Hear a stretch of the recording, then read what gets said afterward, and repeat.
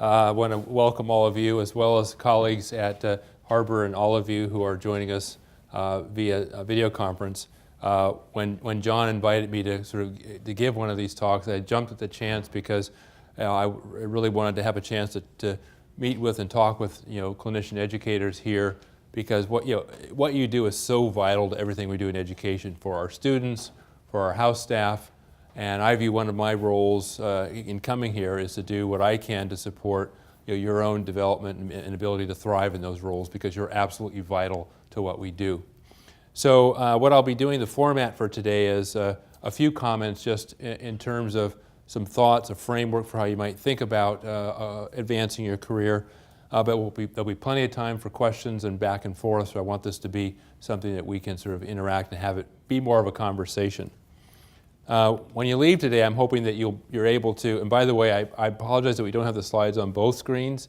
Dr. Hyatt and I were loath to fiddle with the technology and mess it up, so hopefully folks can see this. But I want you to, when you leave, to feel like you have a framework that can guide your professional development as a clinician educator. And importantly, at the end, we'll spend a little time thinking about what will be your next step. And I remember years ago going to a talk where the last sort of assignment was, what will you do on Monday? The notion of really us committing to taking a step to advancing our career. Now, I'm taking as a premise that all of you have a passion for teaching, and that's why you're here. And so I'm not going to spend a lot of time talking about getting your passion going, because that's why you're here. And I think that's the fabulous thing about being a clinician educator, is the ability to practice and have the passion for patient care, but also the recognition that it just feels really good to be able to help trainees to be able to realize their dreams of becoming physicians and in whatever way they're going to do. So before I go on, those were my objectives for you, but I want to get a sense from folks about objectives that you may have for here. So I wanted to spend a little bit of time just hearing a few thoughts about your own worries or challenges with regard to being a clinician educator, so that I can have a sense of things we might want to delve into as we share this time together. So any thoughts? And I'll take advantage of the whiteboard here. I'm going to call and ask you, Dr. Mullis, don't be shy. I think one of the issues is we are in a different generation from the new generation of the residents coming up. Different criteria, the time frame, limitation as far as the resident training. Good. So recognizing that many of us came through at a time, and actually you can almost kind of blink an eye. I remember years ago when the duty hour, the current duty hour regulations went in place, and you had R2s on the wards who were saying to their interns, "Well, back when I was an intern." So it can change very rapidly, and I think that might be something we want to spend some time talking about. Other thoughts, things that we should try to address today? Sure. Please. I'm wondering how much room for the PhDs in medical education. Fabulous question. A lot of career doing PBL now at UCLA, but is there any room for growth, like to get this as a job? And as you say, there's a really interesting sort of conversation nationally about the role for PhDs in medical education broadly, and particularly in problem-based learning. We can talk a little bit about that. Dr. Dowling. I think there's a great challenge ahead on how we fund teachers. Funding teaching, okay. Okay. And that sort of is both, how do I get, if I'm a clinician educator, how do I get supported for what I'm doing, but the broader institutional question of what can or should we be doing as an institution. We can talk some about that as well. And given the GME dollars. Yeah, absolutely. Yeah. Anything else? Our colleagues who are joining via the internet, any things that we should add to the list? We should say time. Sometimes Time pressure. And these two issues of funding and time begin to intersect, right? Because if you're a busy clinician, you're passionate about teaching, you go to your division chief or chair and you say, I want to do X, Y, and Z. Oftentimes it's a question of how do you balance the time and funding. But there are other kind of time pressures, things outside of work, with family, et cetera, et cetera. So that's an important question as well. Okay, well, we'll see if we get to these in the course of my remarks. If not, we'll have plenty of time to discuss afterwards. So what I said I was going to do is sort of share a framework of thinking about how to be successful as an educator. And as I say, I take as a premise that you're here because you're passionate about it. You've probably already realized that you have sort of a little bit of a sort of talent for teaching. People tell you, oh yeah, it was a great talk, or you're great at attending in clinic or on the wards, and then you're sort of thinking, how do I go beyond that? And that's really going to be the focus of my remarks today. So I'm going to talk about sort of 4 things. The first is how to become or to continue to grow as an excellent teacher, how to become a scholarly teacher, and I'll talk about what I mean by that, becoming a teaching scholar, and then the last 4th point, and if you ever saw the musical Music Man, is you got to know the territory. And you'll get that quote, but we'll come back to it. So we'll go through each of these. So let's start with being an excellent teacher. And by that I mean, again, if you're involved in teaching, whether it's medical student teaching, PBL tutoring, teaching in the clinics or wards, or you're working with house staff, you engage in that based in large part on what you've learned from other teachers. I mean, most of us starting off as teachers in medicine, learn by others that we've observed, those who did a really good job and those who didn't do a really good job. And you sort of triangulate to kind of form your own style that's based on your own personality. So I'm here today to sort of offer some tips of how to build on that so you can continue to grow and become an excellent and outstanding teacher. And I believe that any clinician educator who wants to be successful should spend a lot of time thinking about how to become even better. So first there's this notion of practice.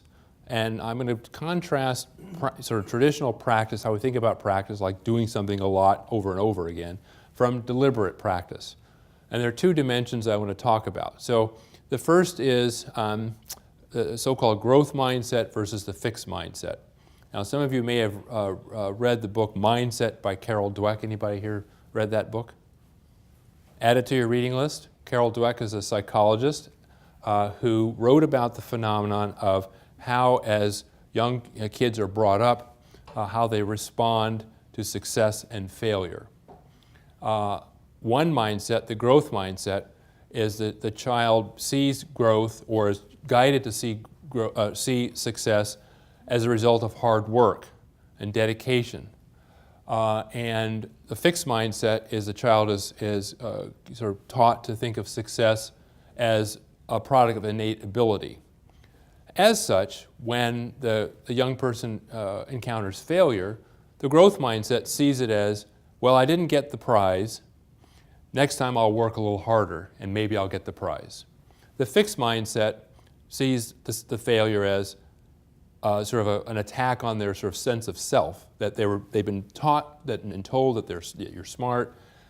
So it's a really interesting phenomenon. I really encourage you to read that book because it's given me great insight about how I think about receiving feedback. And it's really critical that as an educator, if people tell you you're good, you gave a good lecture, you're a great PBL tutor, you're wonderful attending, that's great.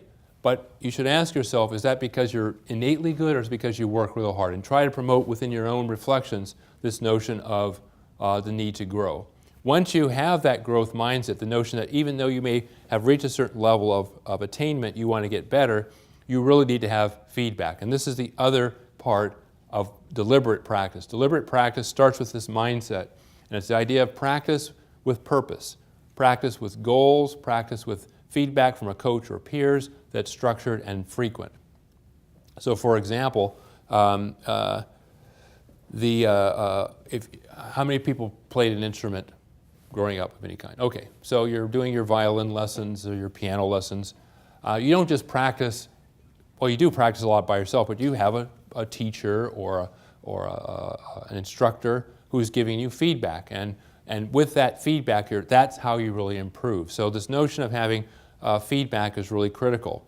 So we need to develop, I think, with a brief digression to the system question, of systematic ways in which all of you and all of us can observe one another teaching and be able to give structured feedback around ways to improve. So I'd encourage you to think about that. You can do that informally. You can have colleagues observe you in your teaching and give you structured feedback, and there are a variety of tools that can be used really right off the shelf to aid you in being able to give structured feedback. So that's what I mean by practice versus deliberate practice, to engage in the ongoing work of getting feedback on your performance with the goal of improvement.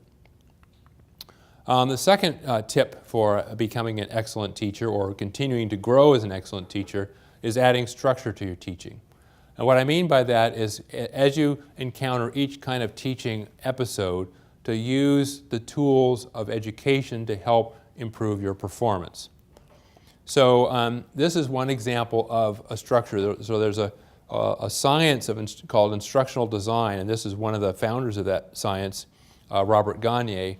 And basically what this shows is a schematic that represents a 60-minute lecture. That is to say, if someone says, we want you to give a 60-minute lecture, there's actually a structure you can use that all other things being equal will enhance the effectiveness of your teaching. Across you'll see set, body, close. The set is sort of getting the learners engaged and excited about the content. The body is what's happening in the body of the lecture, and the close is the closing. That is something to wrap up, to summarize. So that's sort of one level. The little circles, each of 10-minute increments, represents a phenomenon known as chunking. The idea that the human attention span is about 10, 11, 12 minutes, and so what you want to do in delivering content is do it in 10 or 11-minute chunks, interspersed with other kinds of activities that will enhance and reset the attention of the learner and allow them to move forward. Now, Gagne and these colleagues have fleshed this out even more. I'll just show you a glimpse, but these are, you could take something like this, and every time you're asked to give a lecture, you could sort of use this as a template.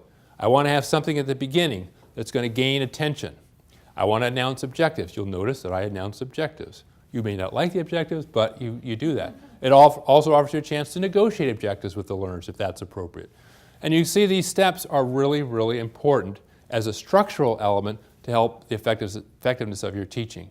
Even if you're a dynamic lecturer, you've got great jokes and cartoons, you want to have a structure.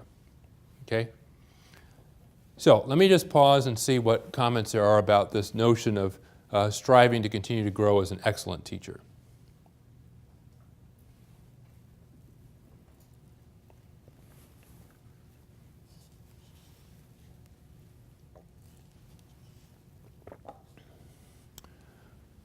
Okay, so other things you can do besides being an excellent teacher, that is continuing to do what you're doing, getting feedback so you continue to improve, adding some structure, is to grow from being an excellent teacher to a scholarly teacher.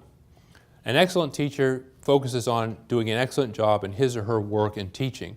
A scholarly teacher tries to learn about the science of teaching and learning, trying to understand and use available evidence to inform your teaching practice. And I would encourage you, as I said at the beginning, everybody should be we all should be continuing to try to grow as teachers, but I would urge each of you to take an approach to become a scholarly teacher. That is to have your teaching informed by the best practices, the best available evidence about being effective in your teaching. Well, let's talk about a few ways you can do that. First of all, you have to join a community. I talked at the beginning about having a partner or a colleague, a friend who's going to, you're going to help each other, but entering a community where you begin to get immersed in people who are talking about the science of teaching and learning, the best available evidence, the best practices. There are lots of examples of these communities. MedEd Portal is one kind of virtual community. We'll talk a little bit later about MedEd Portal, but essentially it's an online resource of peer-reviewed educational products, so you can see what others are doing through the filter of peer review around the quality of those educational products. There are many journals. How many of you read a journal that focuses on medical education with any regularity? It's okay, I won't, a few people. I would encourage you to find a journal. It doesn't have to be these are just a couple of the standards. There are many journals, sometimes in your own specialty, that have an emphasis or a focus or maybe a section that focuses on medical education, which is a great source for ideas, for potential colleagues that you can talk to, etc. I'd also encourage you to look to some books. And again, you don't have to have a lot of books. I brought a couple of props along here. This book is called The ABCs of Teaching and Learning in Medicine. You'll notice it's very thin, which gives it great appeal. It's written by Peter Cantillon and Diana Wood, and it's published out of BMJ. It was a series of articles several years ago that decided to form into a book.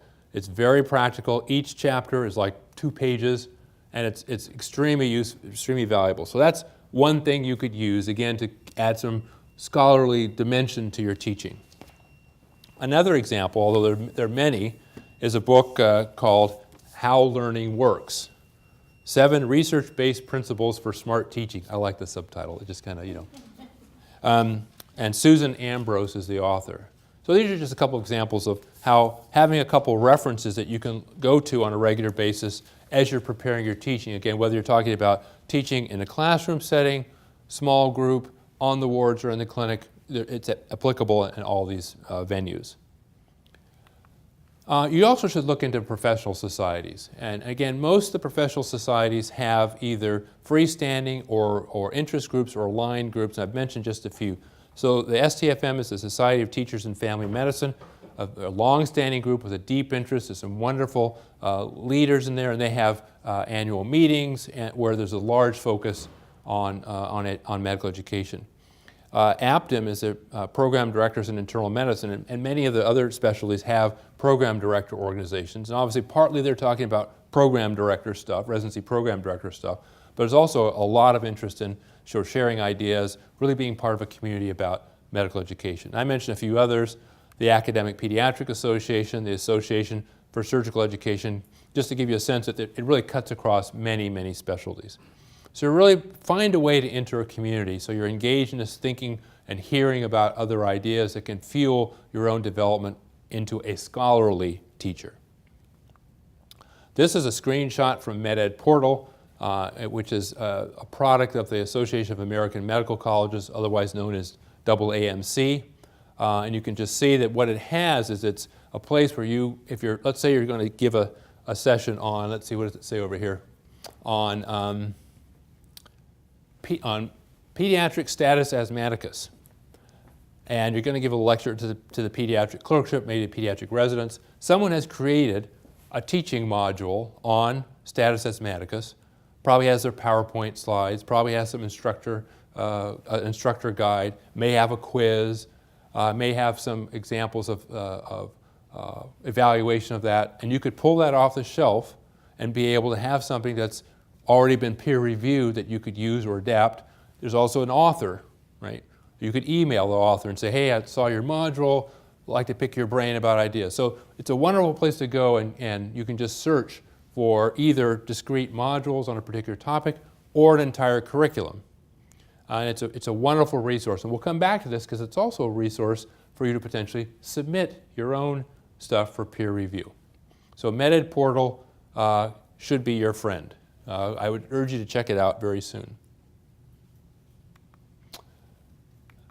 You also should seek formal faculty development. And again, this is another layer on top of this notion of growth mindset, deliberate practice, but being able to have a source other than being part of a community where you're going to receive instruction on becoming an even better, more scholarly teacher. There are lots of ways to do this. Again, many of the professional societies at their meetings will have workshops, or some have ongoing series on faculty development. So I encourage you to look for that. There are many local and national programs, including our own medical education fellowship that's run by Luann Wilkerson and others. My former institution, which I'm not supposed to say out loud, but it's on the slide, has a well-known faculty development center. That's a more intensive program. It's some programs like ours are 2-year-long sort of a course. The Stanford program is a 1-month intensive sort of residential program. Harvard Macy Institute has a 2-ish week program. There's sort of different mix and match methods, but I encourage you to think about that at some point to really elevate your teaching game, if you will, to the next level. Okay, before I talk about the next level, let me just pause and see again what questions you have about being a scholarly teacher.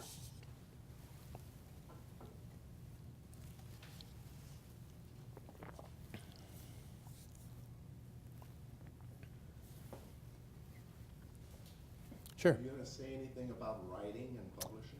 That's next. It's a good plant. Plagiarism that goes along with it. Well, we'll see if we need to get into that. Hopefully not, but that's a good point. Any other comments, reflections, thoughts, questions? So, as I said, each one of us should, as a course of our work, be engaged in trying to continue to grow as an excellent teacher. I'm strongly urging you to take that to the next level, to become a scholarly teacher. Some of you may choose to be a teaching scholar, and by that I mean a scholarly teacher has their teaching informed by the medical education literature and world of scholarship. The teaching scholar is contributing to that world.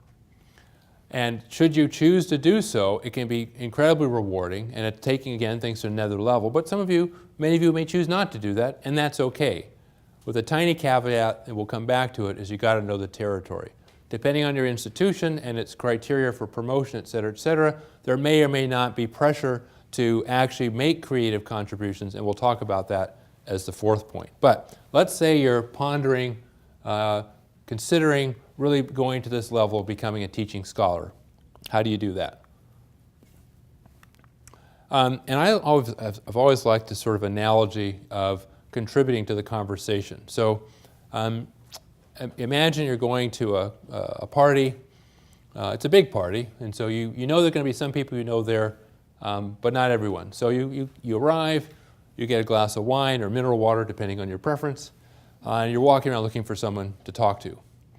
So I see Dr. Hyatt with a bunch of other folks who I don't know, but I know Dr. Hyatt, so I'll decide to sort of kind of scooch into that conversation and see what they're talking about.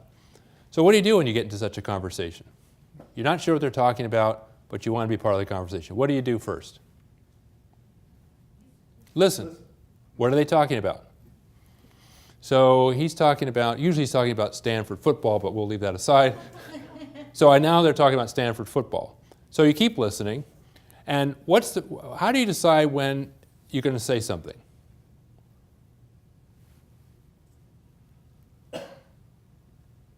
Just wait to pause. Pause. So a pause. What else? If they look at you. If they look at you. Mm-hmm. When you have something to contribute. When you have something to contribute. So you see where I'm going with this. That if you take that analogy to thinking about being a medical educator, you can't contribute to a conversation if you don't know what they're talking about. There's not a pause, which I'll embellish that a bit to say there's a gap, unless you have something new and meaningful to contribute. And you can't do that unless you're listening, meaning you have to become a student of the literature in the area of your interest, and you have to understand what people are saying, metaphorically, and what's not been said, and whether you have something that's going to contribute to that. That is the metaphor of becoming a teaching scholar. As such, it becomes critical to think very seriously about the level of preparation and commitment it takes to do that. I can tell you it's immensely rewarding, but it's not for everyone. So should you choose to want to be someone who's going to contribute to the conversation, there are pathways for the preparation, the skills and experiences necessary to be able to do that. And there are obvious things. There are fellowship programs. I would say most medical education fellowship programs, including the ones that I mentioned under faculty development, are a little bit in the middle between being a nice kickstart to being ready to be a teaching scholar, but oftentimes they're not really sufficient.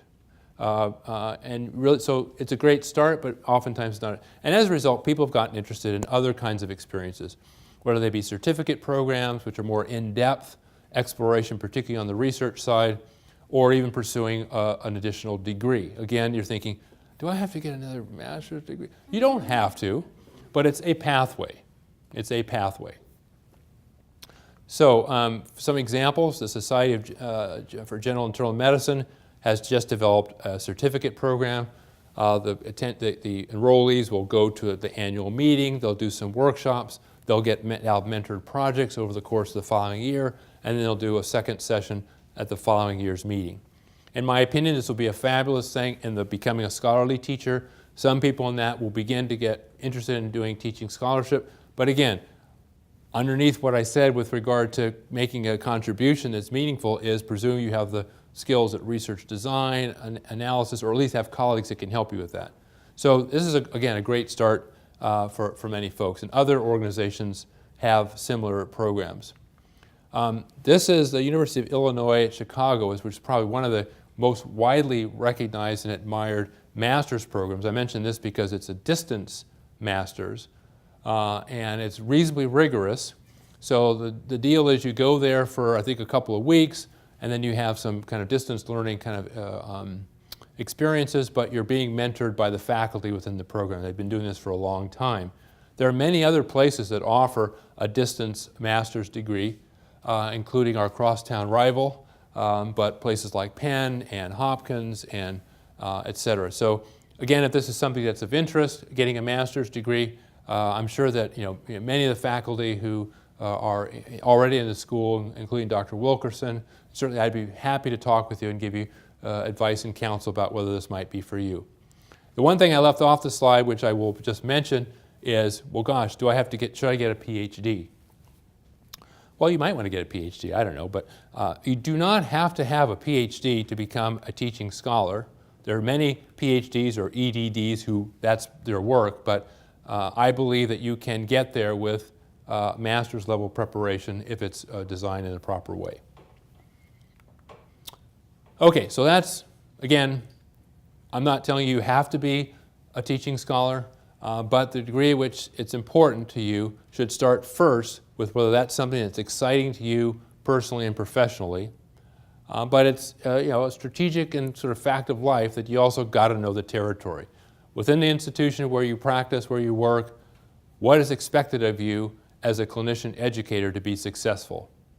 So with regard to knowing the territory, it starts with understanding within your own department and division what is their commitment to teaching and education in general, and more importantly, their commitment to you. So whether you're a new hire or you've been around for a few years and your promotion's coming up, you should be having at your annual meeting with your division chief or chair. And if you're sitting there thinking, what annual meeting? That would be a problem. At your annual meeting, talking about your vision for this part of your career. If you view teaching as this thing you do when you're on the wards, and it's kind of fun, but it's not a big deal, you probably wouldn't be here. So I think it's important for your leadership to know that this is an important part of your identity as a faculty member. Formal recognition, and by that I mean that it's not absolutely necessary, but it helps to the outside world and also within your own world if your teaching role can be consolidated into some kind of formal role. So that's why many people are interested in clerkship director, program director, associate program director, et cetera, et cetera. Now obviously those are not just teaching, they're also administrative, so there's a caution there, and we can talk about that in the Q&A. But it does help to have some formal recognition for your teaching contributions within the institution, whatever form that might take. It really boils down to is understanding what are the expectations of you for so-called creative contributions in medical education. So I want to give you a way of thinking about that will be helpful should you want to think about this in more depth. One tool that I'll mention in brief is the so-called Educator's Portfolio, which I believe for clinician educators, even if your institution doesn't require you to have creative contributions, you should begin to assemble an educator portfolio. So creative contributions is a kind of a code word for publish or perish, right? But I want to just emphasize that in the world of scholarship, there's actually a pretty broad view of what counts as scholarship. I think one of our jobs, Dr. Hyatt and I within the School of Medicine, is continue the dialogue so that everyone in our community recognizes the breadth of these distinctions. The classic kind of scholarship of discovery, is you write a paper in science because you've discovered some new, receptor. That's discovery. Or you've elucidated new knowledge. Or maybe it's a clinical trial. Scholarship of application is building bridges between theory and practice, so the application of that new receptor to some kind of clinical problem through clinical trials or what have you. Scholarship of integration, bringing ideas together, so people who are writing meta-analyses or even review articles that are done in a scholarly way. The area that's not gotten as much attention, but I want you to be aware of, which is, because it's a legitimate form of scholarship, is the scholarship of teaching. The scholarship of teaching focuses on excellence in creating approaches that deepen learners' understandings. And as such, the products of scholarship of teaching are not necessarily papers or abstracts or scientific discoveries. They're the work of teachers. One author articulated a set of elements, criteria for teaching scholarship, and there's been a national effort to try to promote this within appointments and promotions committees so there's more acceptance and recognition of the scholarship of teaching. And this is something we're working on here. Having clear goals and aims, adequate preparation, appropriate methods for the teaching, having results, and again, not results in the sense of outcomes necessarily, but some kind of results, effective dissemination and critique. And these are the elements that I encourage you to think about if you're kind of in the business of preparing education scholarship. So the educator's portfolio is the last idea I'll leave you with. So when you think about a portfolio, you might think of, if you're an artist, you'd have one of those nice leather cases that you'd carry around to show people evidence of your work. The kinds of work, I do color, I do black and white, I do sketching, I do pointillism, whatever it is. You have a representation of your work that you're going to share with others so they can judge the quality of your work, right? My son was a film major, and I've come to understand that that you have your reel. So he has a job, which I'm very happy about, but he also likes to do some freelance work. So when he's being approached, they ask him, can you send me your reel? So the reel consists of short segments of some of the work he's done, whether it's a promo video that he produced or whatever it is. It's a collection of evidence of his work so they can see both the kinds of work that he's done and the quality. So this is what a portfolio is about. A portfolio is a way of representing to others the kind of work you've done and the quality in a way that tells them something about you. It also functions for you, because as you're assembling it, you're able to sort of tell the story. My son's able to tell a story of what kind of filmmaker he is and wants to be. You're able to tell someone the kind of educator you are and want to be. And it also provides a foundation for that reflection that's so critical to being an outstanding clinician educator. This is a screenshot for the Academic Pediatric Association's website. There are many, many other examples of educator portfolios, but as you can see, it includes, this particular one includes your educational philosophy, description of your educational contributions, teaching, assessment, curriculum development, mentoring, advising, education leadership, evidence of scholarly approach to education, and any products. Again, I would encourage you to look at something maybe in your own specialty. The AAMC also has a portfolio template on its website that I think it would be a very valuable tool for you to enhance the quality of your teaching, but also position yourself to really be able to tell the world the kind of educator you are and the kind of educator you want to become. So again, I wanted to leave lots of time for questions, but just a couple closing comments. I hope that now you have a sense of a framework that I think will be helpful for you to guide your professional development moving forward. And hopefully you also have thought a little bit about your next steps in improving and thriving. I want to spend just a couple minutes having you do the following. I want you to think about what will you do next. So literally we're going to take a minute or two and I'm going to have you just think and put down on paper, write down somewhere what you're going to do on Monday. What thing you're going to start on Monday as a step towards advancing your success. I guess Monday's a holiday, right? Oh, it was a trick question. Yeah. On Monday, I'm going to be going to the golf course. Okay, we'll make it, we'll say Tuesday. What are you going to do on Tuesday to advance your career as a clinician educator? So think for literally just a minute or two, and then I'll get some of the kinds of things people have written down.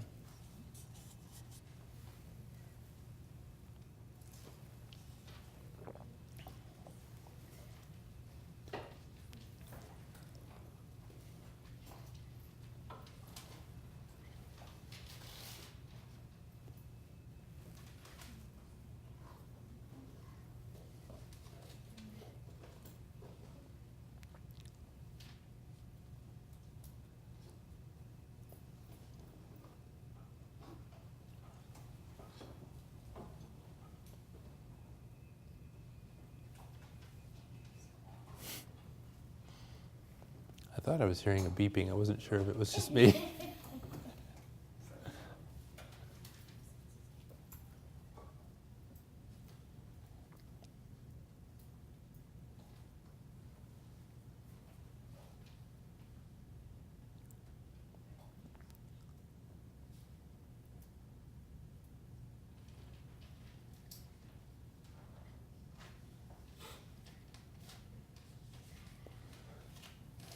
So the first thing I'm going to say is keep this piece of paper, put it on your bulletin board or something, or actually better yet, put it away somewhere where you'll find it a month from now, and you can see if you've actually done on Tuesday what you said. So I'd love to hear, though, what kinds of things people are thinking about doing on Tuesday.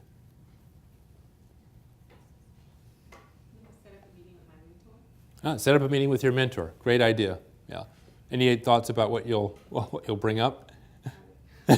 That's all right. Setting up the meeting is great because then it'll force you to figure that out, right? Other thoughts? Sure, please.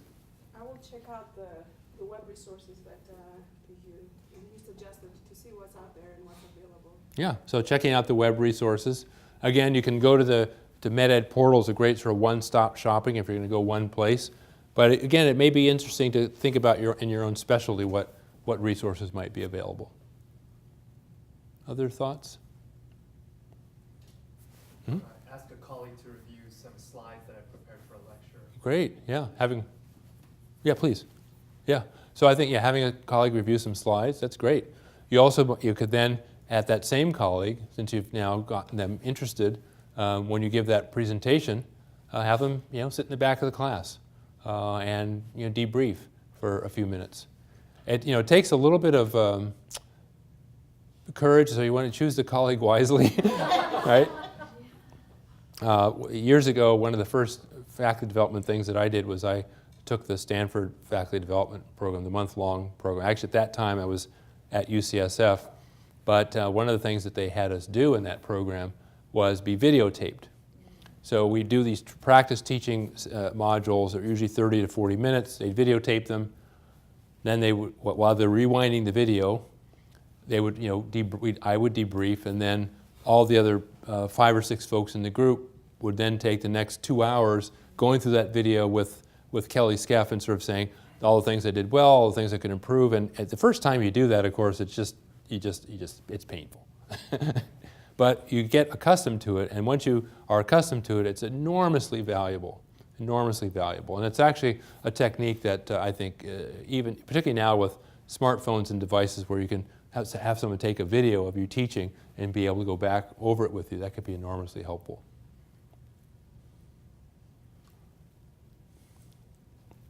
Okay, so I'll one final comment, and then we can just open up for general questions. As we think about being successful as a clinician educator, it can sometimes feel a little bit, kind of strategic, or like I'm trying to get myself promoted. And I do want to just emphasize that I think we all know in this room that the real reason that we do this is because we're passionate about helping younger than us individuals be able to have some success, and we feel strongly about that. And so the last book I'll share with you that you might find interesting is Parker Palmer's Courage to Teach. And Palmer, in a nutshell, the book is about the fact that to teach does take courage because you're putting yourself out there, oftentimes in a way that the rewards don't seem to match the effort, both literally and figuratively, in a way that creates some vulnerability, right? All of us have had some time where, as you're reading through the course or lecture evaluations, there's one that says, Dr. Braddock stinks. And so there's a vulnerability that comes, and he talks very eloquently. So I would encourage you, when you're feeling like the teaching is something you're passionate about, but you kind of feel like you're going uphill, to read this book. I don't know, anybody here read this book? I don't know if was that your experience with it, but I thought it was fabulous. Yeah. So I'll pause there and just see, we can now open it up for more general questions. We can see if we want to return to some of the things you brought up at the top of the hour. Now's our time to sort of have more of a conversation. So happy to hear from you. Dr. Touleau. Oh, yes. With the newest developments in the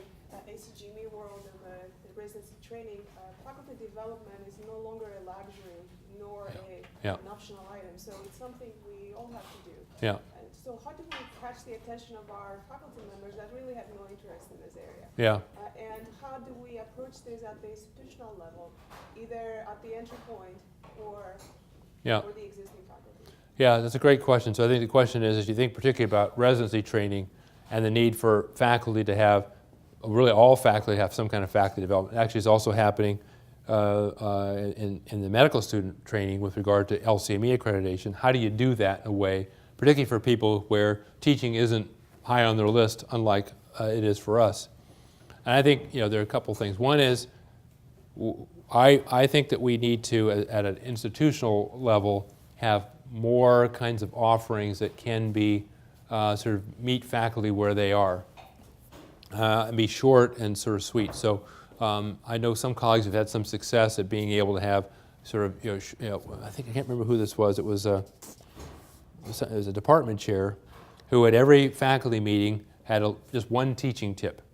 And so the faculty were there to hear about the compensation plan. They also got a teaching tip. So that's one idea. I think the other strategy that I think has a lot of promise is sort of more asynchronous kinds of faculty development, particularly with the advent of not the sort of online training videos, but sort of just-in-time tips. They're things that are very digestible for faculty. But it's an enormous challenge because people are busy, and if it's not our high priority, so I think we have to, as leaders, sort of build a set of expectations, build a range of tools that can be reasonably, portable in all sense of that, and reasonably sort of focused and concise so that people can use them. But I'm interested if other people have reflections or thoughts on that question, because it's a really important one.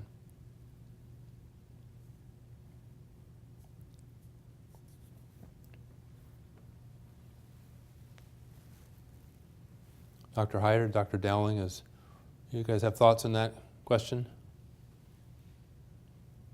Strategies that you've seen work? We're only talking about courage to teach because Yeah. I have to stand in front of my surgery colleagues that are 20 years older than me Yeah, and teach them. that's right. But you're much more current. Well, You know what I'm talking about. Yeah, you talked about I think it was the 10 to 12 minute. yeah. Called a clump. No. Well, you could call it a clump if you want. I call it a chunk, but I kind of like clump better. It's just. Well, I think that in the clinical teaching, the time is really Yeah, for yeah, health staff, so yeah. they just don't want to hear Yeah, how long. right. So you try to 12 minutes might even be too long. Yeah, it probably is in that setting. Yeah, A 5-minute yeah, tidbit and get the Mhm. points across. It's much more acceptable. yeah. I think that's right. Yeah. Have folks heard of the 5-minute preceptor? Some have changed it to the 3-minute preceptor, but you get the the point. But there's actually a really nice tool for doing just that, particularly in a busy clinical setting. So what else? What other kinds of things should you guys have thoughts or questions about? I have a question about the UCLA medical education program 2 years. Uh-huh. How can we apply or should we pay for anything? So if you go to the education website, and you can find information about it there, or contact Dr. Wilkerson, who runs the program. And I know less about it than I should because I've been here 2 months, but I know that it's highly regarded by some of the folks who have done it. There are, I think they meet once a month. Anyone here done the? Do you do an RT or no? I did the master's at USC. Oh, we did. Okay. I've not done that one. Did you say you did the? Yeah. You meet once a month and Usually twice a month. twice a month. Mm-hmm. For a couple of hours. Uh-huh. And then there are assignments in Do a between. project. Do we need to pay for this? No. No? No, you need your support from your department so that you get the time to Yeah. do it, basically. You want to say something about the USC program? Some of the programs you mentioned, they're very convenient and you can fit them relatively easily into a busy schedule, but they're quite pricey. Yeah. I don't know if there's usually no support. When I was at USC, as a fellow, it was offered for free for Mhm. whoever was working at the time. Yeah. At the institution. I don't know if they still do that for Mhm. their employees, but Yeah. that was one of the deciding factors for me to get started. Mhm. But it can be quite pricey. Yeah, they are. Most of the programs that I mentioned are pretty darn pricey. And again, that would be a conversation to have with your, chair, which would be their ability, willingness to support that. And some are, and some, aren't. So, other thoughts, questions, comments? I had a question, if you can Yes. hear me. Yes. Thank you. Oh, wonderful. I'm curious if you have any advice when you have resistant learners that perhaps have the fixed mindset. Any pearls of wisdom, perhaps? Yes, we see this.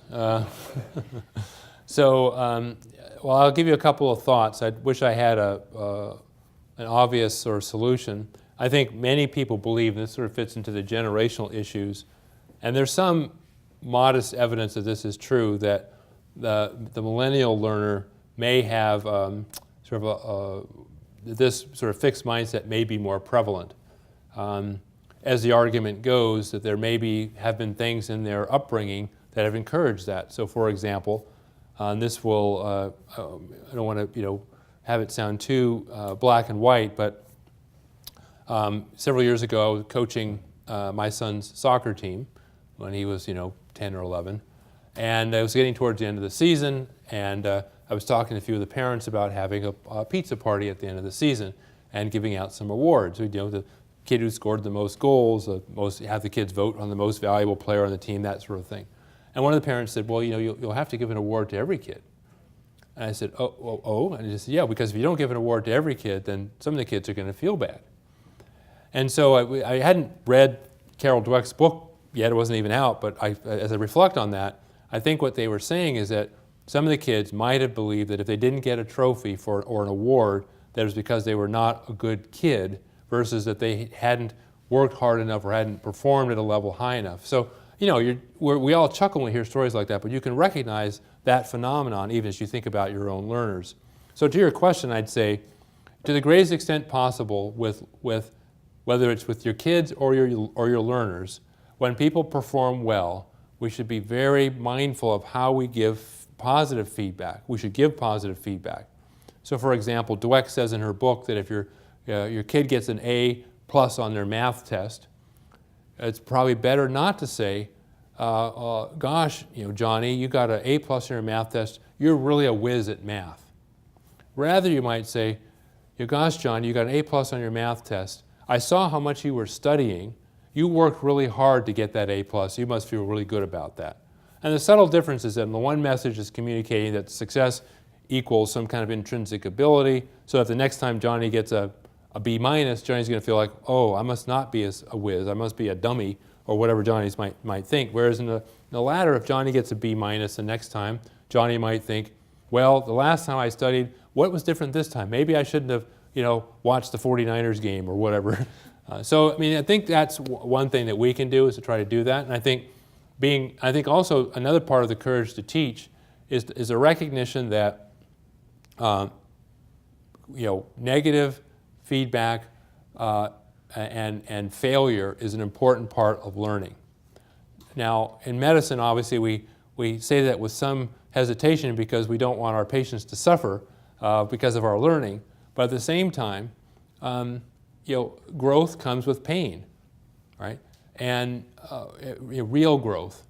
And I always think of the example of when you're an adolescent and you go through a growth spurt. I know a lot of the guys would have knee pain, or because you're growing rapidly. So rapid growth has this sort of kind of uncomfortable part of it. So if we can't create a place for our learners and create in them the capacity to understand that, yes, this is difficult for you to hear, but there'll be a point in your future where you'll realize that it was a stepping stone for great growth. Again, as long as it's done respectfully in a way that's not too caustic, I think it's of great value. So like I said, those are just a couple of reflections, but it's a fabulous question because it is, I think, one of the real challenges, particularly in medical education. Sincere thanks. Sure thing. Thank you for your question. Well, I know that there's a mixer happening in a few minutes, so thank you for your kind attention, and I hope this was somewhat helpful. Thank you. Thanks,